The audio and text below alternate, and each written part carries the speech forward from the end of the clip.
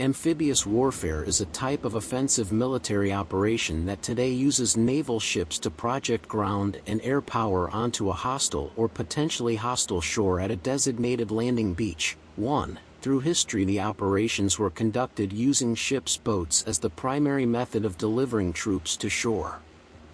Since the Gallipoli campaign, specialized watercraft were increasingly designed for landing troops, material and vehicles, including by landing craft, and for insertion of commandos, by fast patrol boats, Zodiacs, rigid inflatable boats, and from mini-submersibles.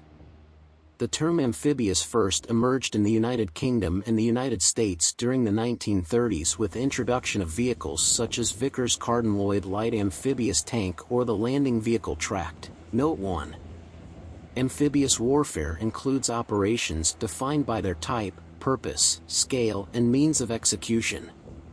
In the British Empire at the time, these were called combined operations, which were defined as operations where naval, military, or air forces in any combination are cooperating with each other, working independently under their respective commanders, but with a common strategic object.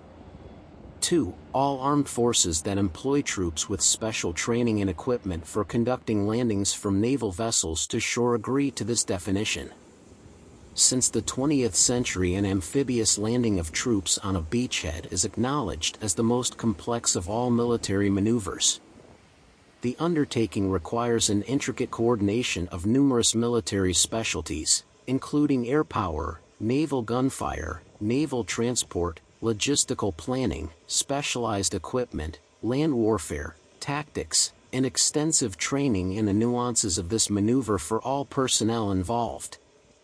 South Korean Type 88K1 MBT comes ashore from an American LCAC in March 2007. In essence, amphibious operations consist of the phases of strategic planning and preparation, operational transit to the intended theater of operations, pre-landing rehearsal and disembarkation, troop landings, beachhead consolidation, and conducting inland ground and air operations. Historically, within the scope of these phases, a vital part of success was often based on the military logistics, naval gunfire, and close air support. Another factor is the variety and quantity of specialized vehicles and equipment used by the landing force that are designed for the specific needs of this type of operation. Amphibious operations can be classified as tactical or operational raids, such as the Dieppe raid, operational landings in support of a larger land strategy such as the Kerch-Eltigen operation, and a strategic opening of a new theater of operations, for example the Operation Avalanche. The purpose of amphibious operations is usually offensive, except in cases of amphibious withdrawals, but is limited by the plan and terrain. Landings on islands less than 5,000 square kilometers, 1,900 square miles, in size are tactical, usually with the limited objectives of neutralizing enemy defenders and obtaining a new base of operation. Such an operation may be prepared and planned in days or weeks, and would employ a naval task force to land less than a division of troops. 2 Australian M113s disembarking from a landing craft during a training exercise in 2019. The intent of operational landings is usually to exploit the shore as a vulnerability in the enemy's overall position, forcing redeployment of forces, premature use of reserves, and aiding a larger Allied offensive effort elsewhere. Such an operation, requiring weeks to months of preparation and planning, would use multiple task forces, or even a naval fleet to land corps-size forces, including on large islands, for example Operation Chromite.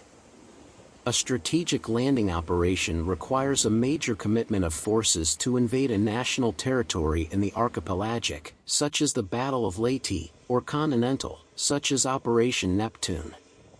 Such an operation may require multiple naval and air fleets to support the landings, and extensive intelligence gathering and planning of over a year.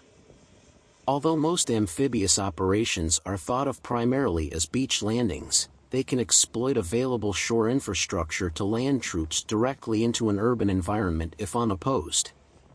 In this case, non-specialized ships can offload troops, vehicles and cargo using organic or facility wharf-side equipment. Tactical landings in the past have utilized small boats, small craft, small ships and civilian vessels converted for the mission to deliver troops to the water's edge.